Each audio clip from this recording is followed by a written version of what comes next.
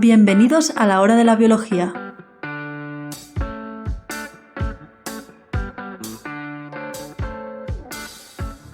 Buenas, bienvenidos al nuevo podcast La hora de la biología. En este podcast trataremos de comunicar de manera amena resultados científicos del campo de la biología. Pretendemos divulgar los últimos avances de la biología, pero también trataremos temas con cierta antigüedad siempre que nos parezcan interesantes. En un principio se trata de un podcast semanal, donde unos cuantos jóvenes investigadores nos reuniremos para comentar diferentes publicaciones científicas.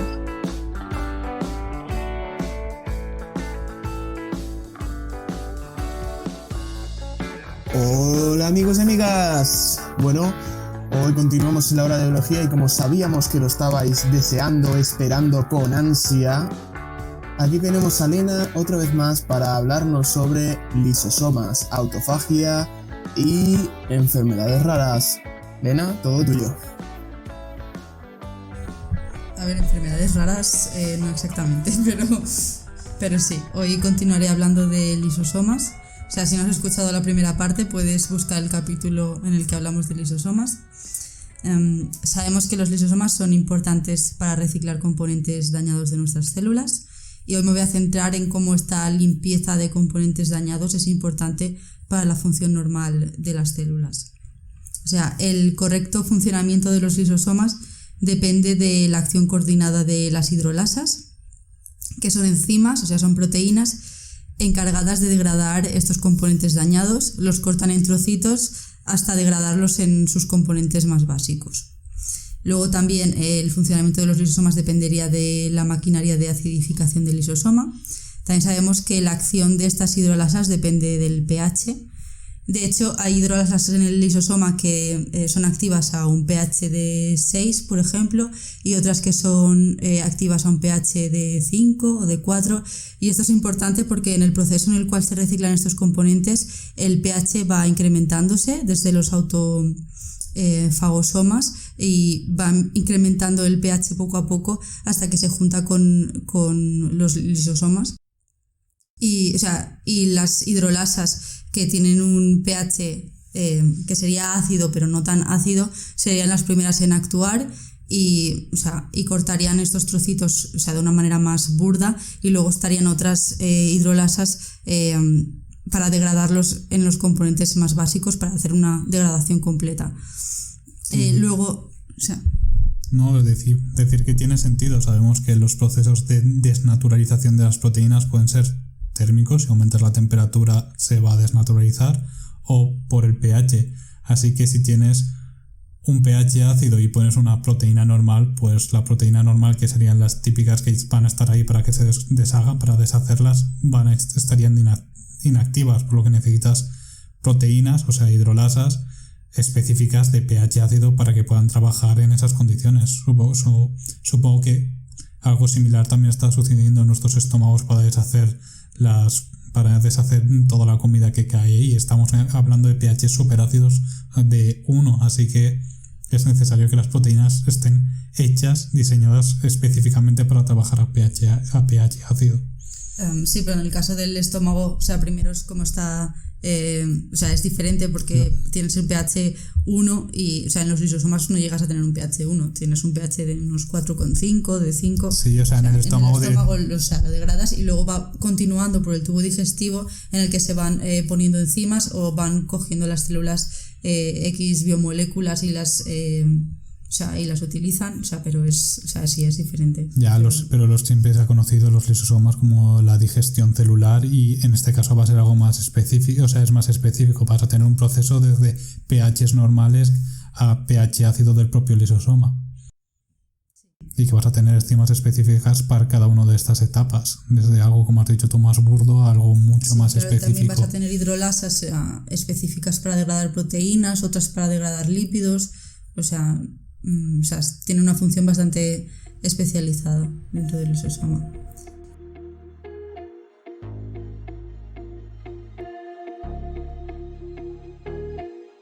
Luego también para la función del lisosoma es importante las proteínas de la membrana del lisosoma, ya sea para el reconocimiento de este cargo, de las proteínas o los orgánulos que van a ir a este proceso de autofagia, y también para la salida de las moléculas recicladas también es importante tener estos transportadores en la membrana del lisosoma. Después, la función del lisosoma debe coordinarse en función de las condiciones fisiológicas. O sea, y como dije en el otro capítulo del podcast, esta adaptación puede llevarse a cabo porque hay una regulación transcripcional de los genes que codifican para estas proteínas lisosomales. Es decir, la célula puede pedir bajo demanda que se produzcan más proteínas para hacer más lisosomas si fuese necesario. Y el principal regulador de la transcripción de estos genes es un factor transcripcional llamado TFEB, que también está implicado en la regulación del catabolismo de lípidos y en la regulación de la autofagia. De hecho, la sobreexpresión de TFEB no solo aumenta el número de lisosomas o favorece la biogénesis de lisosomas, sino que también aumenta el número de autofagosomas y favorece la fusión del autofagosoma con el lisosoma. Una pregunta, porque sé que para tejido adiposo otro master regulator es el PPARG gamma, o sea, sí, pero creo que si mal no recuerdo es peroxisomas, pero tengo que verlo. No sé si también influye en este proceso, porque estás diciendo que un master regulator es el LC o como se llame. TFEB. ¿Estás hablando del catabolismo de lípidos?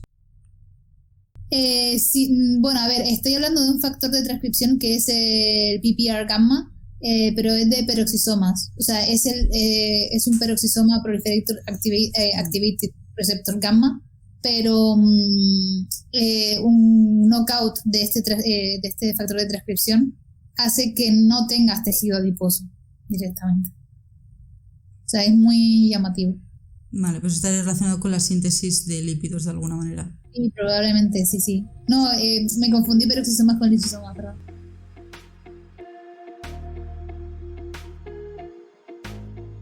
Después, bajo condiciones basales, TFEB se encuentra en el citosol, o sea, este factor transcripcional está en el citosol, y también en la superficie del lisosoma, donde interacciona con mTORC, que también es una proteína muy importante en la regulación de la autofagia. Y cuando mTORC está inactivo, induce la translocación de TFEB al núcleo, donde TFEB activa la expresión de estos genes relacionados con biogénesis de lisosomas y también con autofagia. La actividad de este factor transcripcional de TFEB estaría regulada por el nivel de nutrientes que tiene la célula.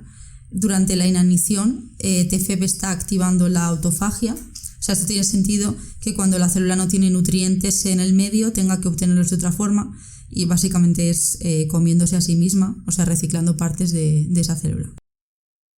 Y luego, o sea, también sabemos que una fuente muy buena de energía son las grasas. O sea, como he dicho antes, TFEB regula el catabolismo de lípidos, es decir, la degradación de lípidos, que son hidrolizados en ácidos grasos y en glicerol. Y se ha visto que la restauración de la autofagia en ratones obesos sugiere que la mejora de la función lisosomal puede ser un buen tratamiento para la obesidad. Cuando induces esta función lisosomal o esta biogénesis de lisosomas, también se induce el catabolismo de lípidos, el catabolismo de grasas. Y también se ha visto que algunas enfermedades asociadas a disfunciones lisosomales presentan una acumulación de grasa intracelular. O sea, esto sería lo contrario de lo que estaba diciendo Noemí antes, porque se ha visto que en enfermedades con estas disfunciones, en los lisosomas, se ve como en las células hay un aumento de grasas, porque no se pueden metabolizar las grasas, no se pueden degradar, por decirlo así. Pero bueno, otro comentario curioso es que ya sea por exceso de funcionalidad en el tejido adiposo como por defecto, la sintomatología es la misma. Es decir, por ejemplo, en ratones o en humanos verás que diabéticos tipo 2 que tienen una respuesta súper inflamatoria en tejido adiposo y luego ya de la desencadenación de todo, digamos, el dysfunctional del metabolismo. Verás que beben mucha agua, tienen esa obesidad. O sea, me resulta curioso que los dos extremos, que sean la falta de funcionalidad y el exceso en el tejido adiposo, en el metabolismo, tengan el mismo efecto a nivel fenotípico y creo que también un poco a nivel celular. Entonces, no sé, eso la verdad es que... O sea, ¿a qué te refieres con exceso de función?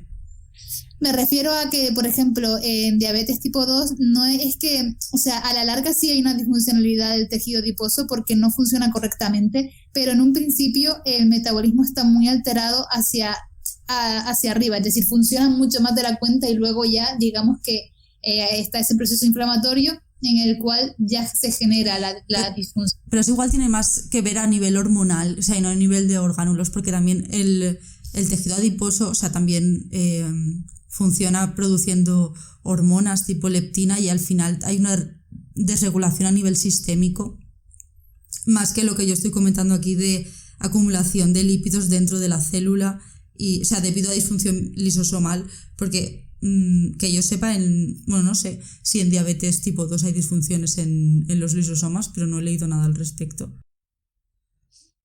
Bueno, yo ya... es que diabetes tipo 2 es tan compleja que seguro que hay estudios que dicen que sí o que no, pero la verdad no me puedo estar bien.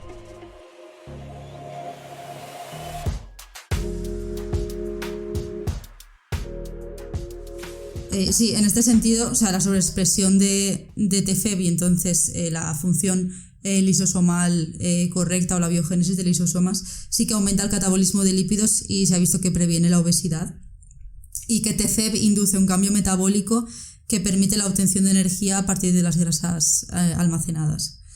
Y, o sea, después, si pasamos a hablar de enfermedades, la disfunción lisosomal se ha asociado a algunas enfermedades humanas, o sea, además de con el proceso de envejecimiento, en el que se ve una acumulación de material intracelular. O sea, sabemos enfermedades asociadas con el envejecimiento en el que hay una acumulación de material dentro de las células. Y bueno, o sea, ahora que está más de moda lo de hacer ayuno para incrementar la autofagia, o sea, esto viene de que una forma probada de ralentizar el envejecimiento en muchos modelos animales es la restricción calórica, y, o sea, un factor determinante en esta restricción calórica es el aumento de esta autofagia. O sea, por lo que sería importante tener unos buenos niveles de autofagia para evitar que se acumulen depósitos de proteínas o de material intracelular para que todo funcione correctamente. O sea, y una manera de inducir esta autofagia es precisamente pues mediante ayuno. Aunque esto se ha visto en modelos animales y claro, en humanos también sería más complejo. O sea, no se han hecho los suficientes estudios requeridos y tampoco puedes de esta manera regular la dieta humana de esta manera tan estricta, porque en animales de laboratorio pues les estás tú dando, o sea, la comida, por así decirlo, y también te cercioras de que no les falten vitaminas ni otros compuestos que son esenciales para el funcionamiento correcto del organismo, porque, o sea, puede ser un poco peligroso tú mismo por tu cuenta pues esto, producirte una restricción calórica o hacer un ayuno. Y bueno, o sea, no recomiendo hacer esto, aunque bueno, en animales sí que se ha visto que la restricción calórica ayudaría a aumentar los años de vida, pero en fin. Como iba diciendo, o sea, hay defectos genéticos en proteínas lisosomales que llevan a la acumulación de sustratos sin degradar. Estos desórdenes son las enfermedades de almacenamiento lisosomal. Como estos desórdenes genéticos llevan a una disfunción en los tejidos, o sea, cómo llevan a algunos síntomas, no está muy claro. O sea, es posible que el defecto en un único gen lleve a una disfunción generalizada del lisosoma, o sea, probablemente por la acumulación de sustratos, y sea esto lo que lleve a síntomas o a una disfunción en tejidos o en órganos. O sea, no voy a entrar a explicar enfermedades de almacenamiento lisosomal, porque hay más de 60 enfermedades caracterizadas. O sea, y en cada una hay un gen específico afectado. O sea, son enfermedades monogénicas, que sería decir, esta enfermedad con tal nombre se debe a una mutación en este gen. O sea, y sería un poco rollo que esté explicando esto. En muchas enfermedades de almacenamiento lisosomal, el sistema nervioso está afectado. Diría que sobre la mitad o incluso más de la mitad de estas enfermedades monogénicas que he dicho tienen afectado el sistema nervioso. Y esto puede servir para estudiar mecanismos que también pueden estar afectados en enfermedades multifactoriales neurodegenerativas, como son el Parkinson, el Alzheimer o la enfermedad de Huntington. De hecho, en este tipo de enfermedades se caracterizan por la acumulación de proteínas agregadas, por ejemplo, la huntingtina en la enfermedad de Huntington o la alfa-nucleína en Parkinson. Y, o sea, se ha observado en pacientes con Parkinson algunas mutaciones en genes asociados con enfermedades de almacenamiento lisosomal. Por ejemplo, en algunos pacientes se ha observado que son heterocigotos para un gen que codifica para una enfermedad lisosomal, es decir, tienen una copia del gen sin mutar y otra copia mutada, y esta misma copia mutada, si se presenta en homocigosis, es decir, el individuo tiene las dos copias afectadas, lleva una enfermedad lisosomal neurodegenerativa llamada enfermedad de Gaucher.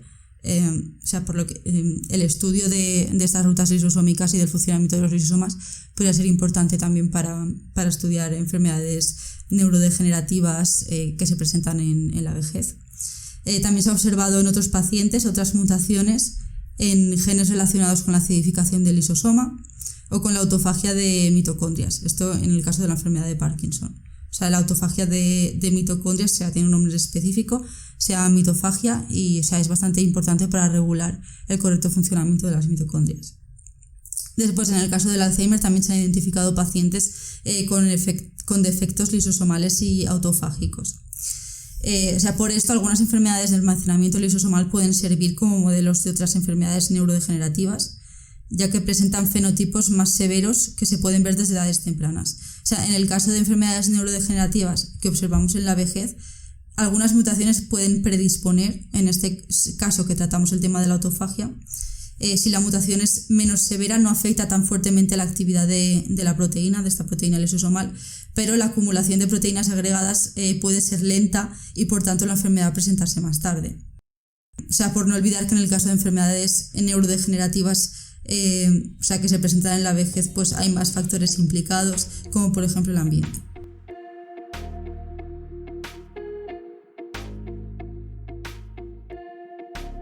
En el caso de que queramos mejorar la función lisosomal, se está tratando de investigar este tipo de terapias. Por ejemplo, una sería la activación de TFEB, del que he estado hablando antes, ya que activa la autofagia y la síntesis de lisosomas.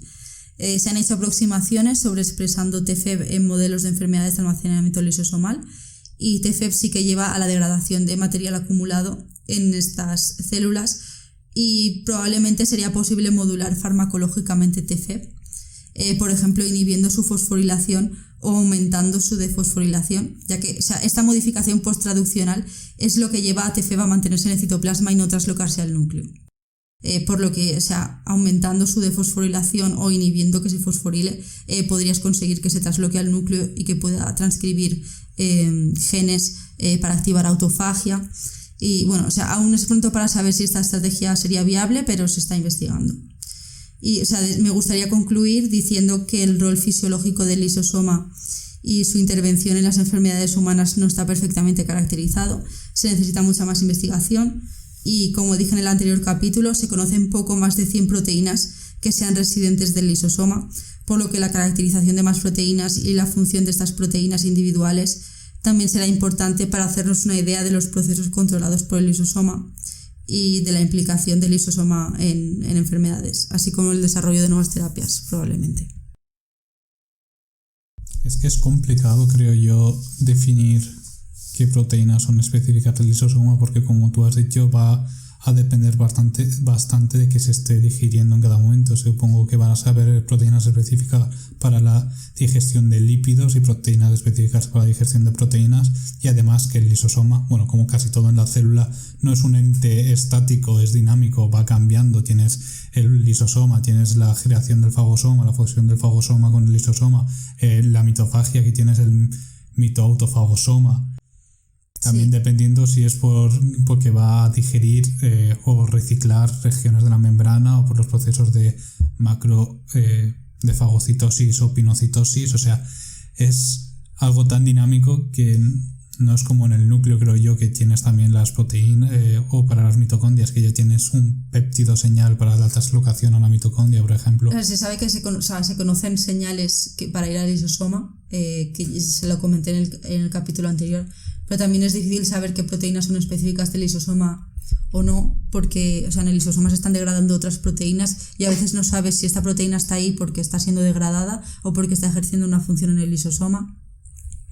Y que se conocen algunas señales para ir al lisosoma no significa que todas las proteínas que vayan al lisosoma utilicen esta misma señal, sino que pueden haber muchas otras señales. Y luego también igual es un poco complejo el hecho de separar orgánulos en la célula y que estén completamente separados para después caracterizar las proteínas que contienen. Y luego también, otros métodos para saber qué proteínas están en el lisosoma serían mediante colocalización por microscopía. Y realmente esto pues implica bastante faena, bastante trabajo por parte del investigador. Y claro, es difícil caracterizar las proteínas que están aquí. No, que como curiosidad, en la Gene Ontology, la parte de componentes celulares, una de las categorías que han definido para decir qué proteínas se encuentran en el lisosoma, en la función lisosomal, en el lisosoma, son proteínas que funcionan, su pH óptimo es en un pH ácido. Mi pregunta es, una vez, como tú dices, has traspasado la barrera de que ya sabes que esa proteína es lisosomal, o por lo menos en gran proporción pertenece únicamente al lisosoma, ¿cómo puedes ver el fenotipo? Porque lo único que se me ocurriría a mí es un knockout de esa proteína, pero claro, es tan esencial que probablemente el ratón no sobreviva o el modelo que esté utilizando no sobreviva. Entonces, ¿cómo puedes ver el fenotipo que causa esa proteína en concreto? A ver, muchas de estas proteínas probablemente si haces un knockout desde cero, desde el principio de la vida del organismo, vaya a ser letal, pero igual se puede hacer un knockout condicional o incluso se pueden hacer knockdowns y probablemente empieces mirando la función que está ejerciendo en modelos más simples como en cultivo celular antes de pasar a hacerlo en ratón. Primero mirarás cómo está afectado el metabolismo de ciertos compuestos o la función lisosomal en modelos más simples y luego si quieres ver sintomatología o cómo afecta a tejidos o órganos te irás a otros modelos animales. Y ya pregunta además, que no tienes por qué saber, pero ya te lo hago por curiosidad. A ver, yo así a priori, si me dices ya qué modelo utilizar, haría a lo mejor un Crelox, como por lo que estamos hablando. Entonces, ¿qué proteína CRE se utilizaría para lisosomas? A ver, para lisosomas en específico no, pero podrías mirar en X órgano que te interese. Por ejemplo, en enfermedades lisosomales, muchas afectan al hígado porque, claro, la degradación de compuestos en el hígado es muy importante. Luego otras también al sistema nervioso, como he dicho. Por ejemplo, puedes poner CRE bajo un promotor que sea específico de hepatocitos y ver cómo está afectando la mutación, la mutación o el knockout o el knockout en este tipo de células, en los hepatocitos y en la formación del hígado o en la función del hígado en sí. Ya también puedes hacer condicionales combinatorios, etcétera. Eso ya. Pero bueno, pues sí, muchas gracias. No, yo lo que iba a decir es que además como la mayoría de estas proteínas eran enzimas, la mayoría de enzimas se pueden simplemente hacer in silico, se pueden simular a ver su centro activo, qué es lo que hace y todo eso, y puedes averiguar mucho de ellas simplemente sin tener que tocar una célula, que eso a Pablo le gusta mucho.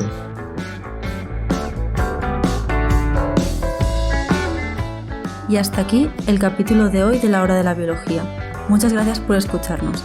Nos despedimos no sin antes decir que puedes suscribirte, es totalmente gratuito. Y si tienes alguna duda o sugerencia, puedes dejarnos un comentario o si lo prefieres, puedes enviarnos un correo electrónico a lahoradelabiología@gmail.com. Os recordamos que el nombre de los artículos comentados los puedes encontrar en la descripción del capítulo.